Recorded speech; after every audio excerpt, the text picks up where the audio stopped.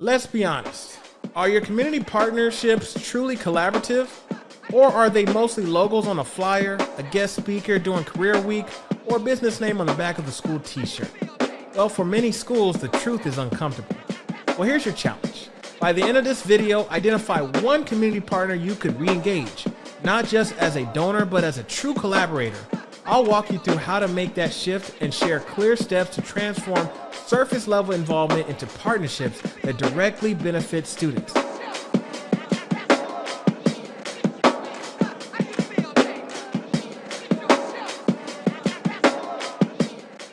First, we're going to start with the hidden cost of performative partnerships. Sometimes school community partnerships look good on paper, but don't move the needle for students. Plaques, recognition nights, logos on newsletters, these are well-meaning gestures, but when partnerships are more about optics than outcomes, they often consume more time than they're worth. Performative partnerships are relationships built around donations or recognition rather than real collaboration. The cost isn't just financial, it's also about missed opportunities. Many schools spend time coordinating guest appearances or planning thank you events, but don't invite partners into deeper conversations about supporting student success. Well, here's the shift. Instead of asking, what can you give us? Ask, what can we build together? When schools do this, the results are noticeable. Many unintentionally fall into the habit of extraction, asking for help without offering real collaboration. One partner summed it up. We gave equipment, but we never knew if it made a difference or not. We wanted to be part of the work, not just the funding. That kind of misalignment leads to burnout, and it's why so many partnerships fade after the first year. Now, let's look at what happens with a different approach. A local accounting firm, for example, didn't just write a check. They helped co-teach financial literacy lessons. Students learned real-world budgeting skills, and the firm gained insight into future workforce development. That partnership has lasted for 5 years and continues to grow. Schools often underestimate how much their partners want to engage. A recent national survey found most community organizations prefer hands-on collaboration over financial donations. But many aren't invited beyond the role of check writer or guest speaker. Instead of measuring how much was donated or how many hours were volunteered, strong partnerships focus on shared outcomes. Questions like, are we planning together? Are students benefiting directly from this partnership? Or are we both learning something? See, these are the metrics that matter. Time is a common concern as well. However, research and school experiences show that when done right, relational partnerships actually save time in the long run. They become self-sustaining. Partners start driving the work, not just responding to requests. Recognition still has its place, but it's more meaningful when tied to impact. Instead of just giving out plaques, some schools create student-led videos that show the real difference a partner has made. It's more powerful, more personal, and much more effective at building long-term investments. So, how do you shift from transactional to transformational? Well, first you got to start by changing the question. Don't just ask for help, invite people in. Treat them as coeducators, not donors. When that mindset shift happens, everything else will follow. Students' outcomes improve, partners stay engaged, and school teams feel like they have more support, not more work. Let's go into some strategies. The first one is the listening first strategy. Now, most school partnerships start with an ask. Can you donate, volunteer, or support this event? But relational partnerships start with a different question.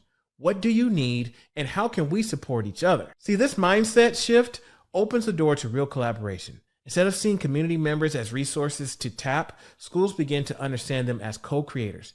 It's not just about what a partner can give, it's about what you can build together. So when schools ask open-ended questions like, what's one challenge your organization is working on this year? They uncover new opportunities.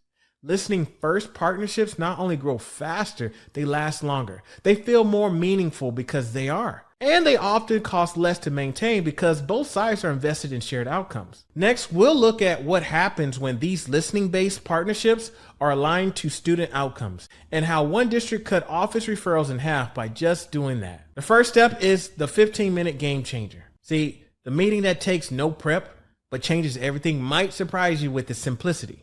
You don't need a polished presentation or a formal proposal to begin transforming a partnership today. Many school leaders hesitate because they believe they need every detail figured out first. But In reality, starting with a simple conversation works better. Well, here's your challenge. Schedule one 15-minute listening call this week. Reach out to a community member, an existing partner, or someone new and ask just two things. What's exciting in your work right now, and how could students learn from that? And that's it. No slide deck, no agenda, just curiosity. See, these small chats work because they take the pressure off. A high school teacher I know started a student poetry program by simply asking a local bookstore owner what kinds of events they were excited about. Now they host monthly spoken word nights that fill the room. Logistically, it's easy. Use a break in your day to make a quick phone call. Don't overthink it. One principal that I work with blocks off 15 minutes every Friday morning for a partnership check-in call. These conversations often lead to next steps, but even if they don't, they build trust. Documenting is simple too. After the chat, jot down three things: the partner's priorities, potential student connections, and one follow-up idea. Keep those notes in a shared folder for your team to reference. The framing matters. Instead of asking for help, say, "I'd love to learn what your organization is focused on this year." That shift moves the relationship from transactional to collaborative. The best ideas often come from unexpected places. A custodian's comment led to a construction math unit, or a crossing guard's quilting hobby inspired a project on textile patterns. See, these moments only happen when someone is listening without an agenda. 15 minutes is short enough for even the busiest schedule. And when the conversation flows, it often extends naturally. For example, one school that I know had a quick call with the pet store, which evolved into a student-led animal care program. Again, start small, and you'll be surprised by how quickly it scales. But I'm gonna give you a caveat because I want you to avoid the add-on trap. Too often, schools treat community partnerships as add-ons rather than core components of school improvement. Think about that. This approach creates unsustainable extra work for staff while limiting partner impact. The critical difference comes down to integration versus addition. Schools that attach partnerships to existing systems see dramatically different results than those creating separate programs. The mechanics of integration are simpler than most schools assume. Start by inviting partners to one existing meeting this month, perhaps a grade level planning session or student support team gathering. The add-on trap often stems from good intentions. Schools want to show partners specialized attention, so they create new events and committees, but this fractures limited staff capacity. Integration also prevents partnership fatigue, that point when initial enthusiasm wanes under logistical burdens. Studies show schools using integrated approaches report 60% less partner turnover. The reason is straightforward. When collaboration happens through channels already in the school's workflow, nothing depends on heroic individual effort to sustain it. I want you to consider the reality of school calendars. Schools have finite meeting times and planning periods. Every new partnership committee competes for these slots. But when a bank representative joins financial algebra team meetings or a scientist attends STEM PLCs, the collaboration draws from existing time investments rather than demanding new ones. The benefits multiply when partners understand school systems. A graphic design firm initially struggled to connect with art classes until they attended a standards mapping session. Seeing how projects align to learning goals helped them tailor their contributions. Now they provide client briefs that mirror real-world design challenges while meeting curriculum requirements. Some schools worry integration might dilute partner expertise. Well, simple protocols maintain focus during integrated meetings. Partners receive pre-reads on school initiatives. One district, for example, uses a simple 3-question structure. What do we know? What do partners know? And how do we combine these? This structure prevents meetings from becoming show-and-tell sessions. Integration also solves the communication breakdowns that plague many partnerships. When community members attend regular team meetings, they hear the same updates as staff. No more playing telephone through a single liaison. The proof emerges in student experiences. Believe it or not, kids notice when partnerships feel cohesive rather than tacked on. A high school junior, for example, described the difference. They said, when the architect comes to our math class every week, it's just part of learning, not some special thing that doesn't connect. This seamlessness increases student engagement with partner-led activities. Time tracking reveals why integration succeeds. Schools report spending 40% less effort coordinating integrated partnerships than managing separate initiatives. Partners similarly spend less time orienting themselves to shifting school context when working within stable teams. The shift requires overcoming initial hesitation. Some partners fear intruding on teachers' territory until they experience collaborative planning. Small experiments build confidence in the model. Try inviting one partner to one existing meeting this month. Perhaps your next department gathering or student study team. Observe how naturally their expertise intersects within routine work. And notice whether the conversation feels more substantive than typical partnership check-ins. The cumulative effect changes school culture. Partnerships stop being extras and become how the school operates. Staff incorporate community perspective as automatically as they use assessment data. Students experience learning as authentically connected to the world beyond school walls. The integrated approach explains why some schools sustain decades-long partnerships while others constantly have to recruit new collaborators. When partnerships become embedded in the DNA of school practice, they transcend individual relationships or funding cycles. They become simply how teaching and learning happen. But even integrated partnerships can stall if they neglect one critical principle. So let's talk about it. The reciprocity principle. Most partnerships focus heavily on what schools need, but rarely ask what community partners need in return. While the support provided by businesses, nonprofits, and local agencies is often appreciated, true collaboration requires mutual benefit. Without it, partnerships feel one-sided and eventually lose momentum. Reciprocity starts with a simple shift: define success together. Instead of measuring outcomes solely by student growth or student performance, include goals that matter to the partner. Whether it's community impact data, visibility, staff development, or alignment with their mission, understanding what success looks like for your partner turns a donation into a shared investment. The key is to ask early. What would make this partnership a win for your organization? See, that one question can uncover shared priorities, generate new ideas, and lead to more lasting collaboration. When schools listen for these answers and align projects accordingly, partners become more engaged, creative, and committed. Reciprocal partnerships thrive because both sides see tangible returns. An organization might benefit from volunteer training opportunities, community exposure, or new service models. Meanwhile, schools receive more consistent support, deeper engagement, and often better alignment with real-world relevance for students. Tracking outcomes that serve both sides doesn't require complex systems. It can be as simple as agreeing on one or two shared metrics that aligns with the goals of each group. When those are monitored over time, it builds trust and it provides real data both sides can use to report progress and advocate for continued support. Partnership conversations also evolve. They become less about here's what we need and more about here's what we've accomplished together. That tone shift signals respect and reinforces a culture of collaboration. It's not just about giving thanks. It's about sharing ownership. Starting small helps. Add one question to your next partner meeting. How can we make sure this supports your mission too?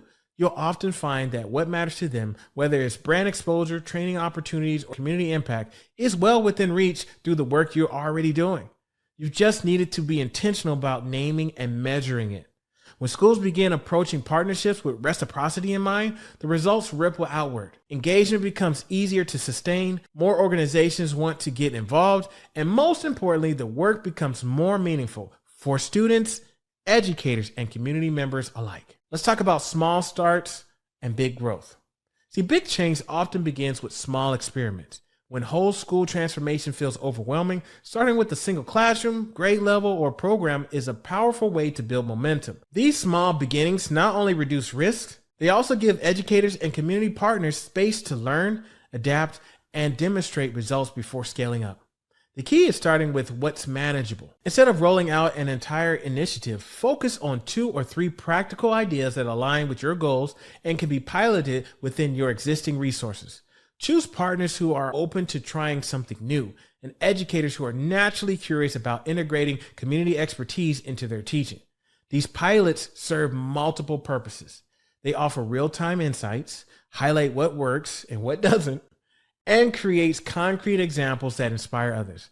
When staff see colleagues finding success on a small scale, they're more likely to consider similar approaches themselves, without the pressure of top-down mandates. Starting small also makes it easier to build authentic relationships with community partners.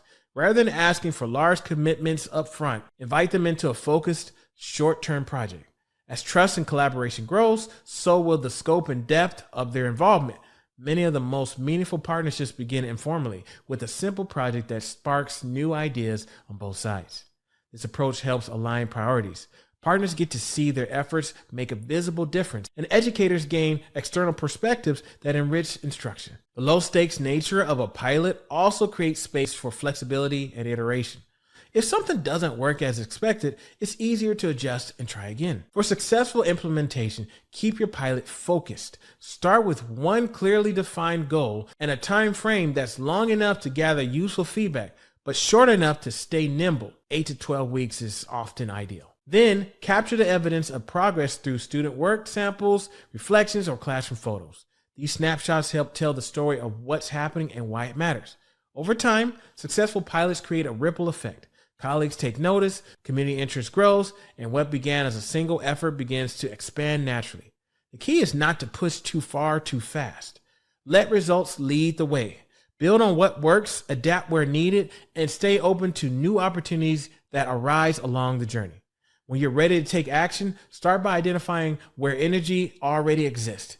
Which staff members are already experimenting or expressing interest in more hands-on, real-world learning? Which partners have shown interest in deeper involvement? Where might a focused pilot have the best chance of traction? Frame your first pilot as an experiment, not a commitment.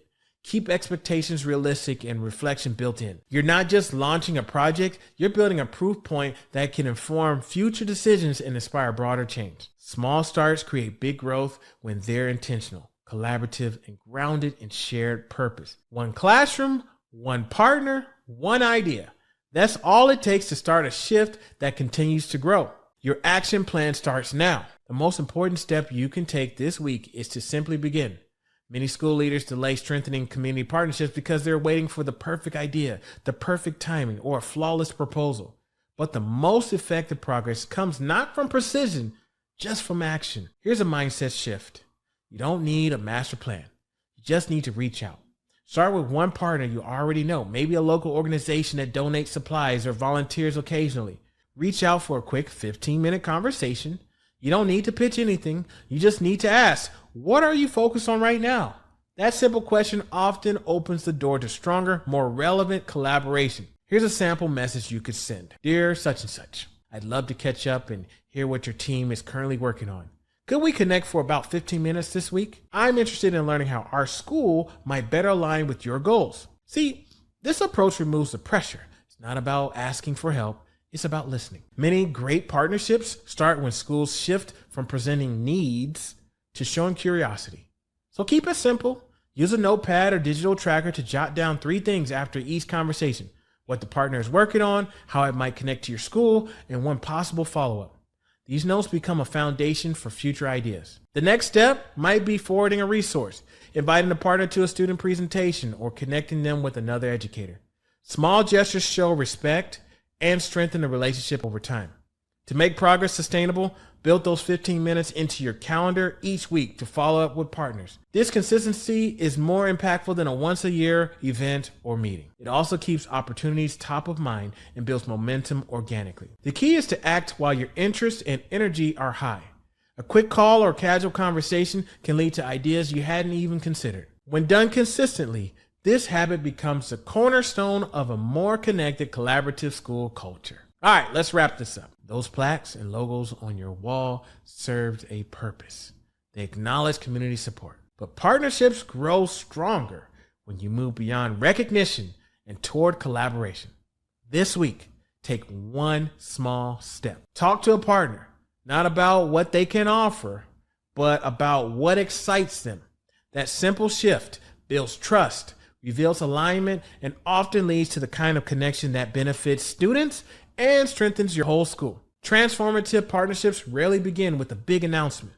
They begin with a curious question. Your 15-minute conversation this week could be the start of something that lasts years. Let that be your next move. If this helps spark ideas for how to build stronger school community partnerships, go ahead and like the video.